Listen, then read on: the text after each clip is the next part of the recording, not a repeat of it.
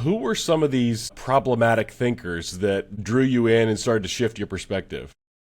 Sure. So one of the first really, I shared this out recently and it got a lot of attention.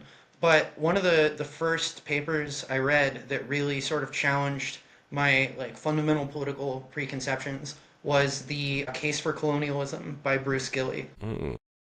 This is a paper that it's extremely well cited. It passed a very rigorous peer review process, and nevertheless, right, he got tons of death threats for writing this thing, right? Half the editorial board of the journal that published it resigned in protest, right? Like he had needed police protection. It's crazy, but basically, I sort of see the fundamental question of politics from the standpoint of modernity is to be like, why is the West wealthy? Why are we so much richer than the rest of the world? And if that is because of, just sort of theft and underhanded trickery, then maybe it makes sense to spread some of that around such that, other people can start performing better and contribute more to, knowledge production, the global economy.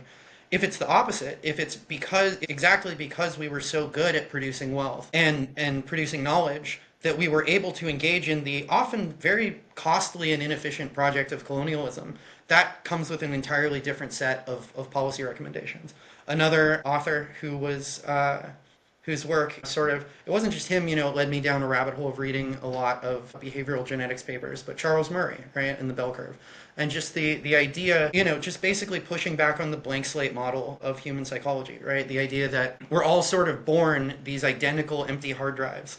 And then, like, any ways in which we differ from each other mentally are entirely the result of environmental influences. And so, like, starting with his work, but then, moving past it into a lot of the more modern behavioral genetics work convinced me that this is not the case, and that for the large majority of traits that we care about, genetic influences are significantly stronger than environmental influences. So, you take those two things together, right? And it sort of vitiates the redistributive tendency, right? Because if wealthier people, nations, at whatever level you want to examine this, are only wealthy because they stole it, then, it's very compelling that they should be, made to unsteal it, basically. But if instead people mostly have what they have because they are exceptionally talented, then suddenly that justification is not so strong. Mm.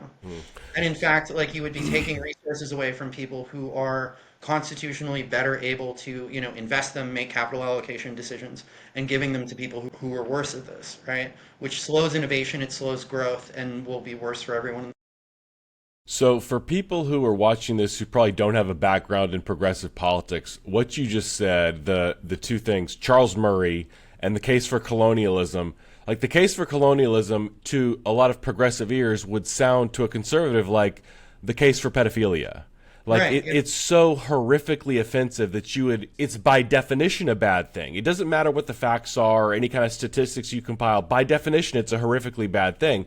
Right. And then Charles Murray, I'll just say the first time I picked up a Charles Murray book, coming as a former progressive, it felt like I was picking up a copy of Mein Kampf. Yeah. Like that level of bad. So did you have like a sense of guilt when you first started picking up these authors?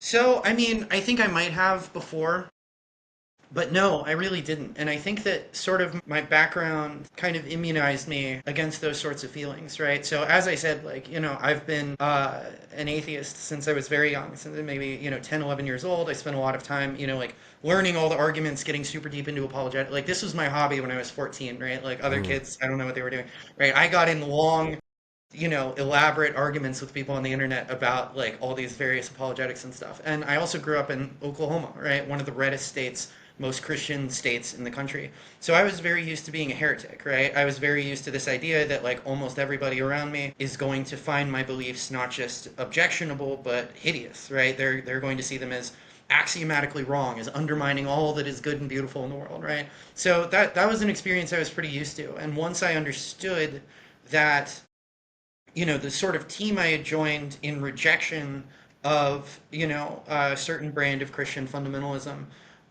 was just as dogmatic. They just had different dogmas. Then all those old instincts, sort of kicked in, and I was just like, oh yeah, I mean, of course you're going to hate me because you're a dogmatist, but like that doesn't say anything bad about me. That says something bad about you, Hmm. you know.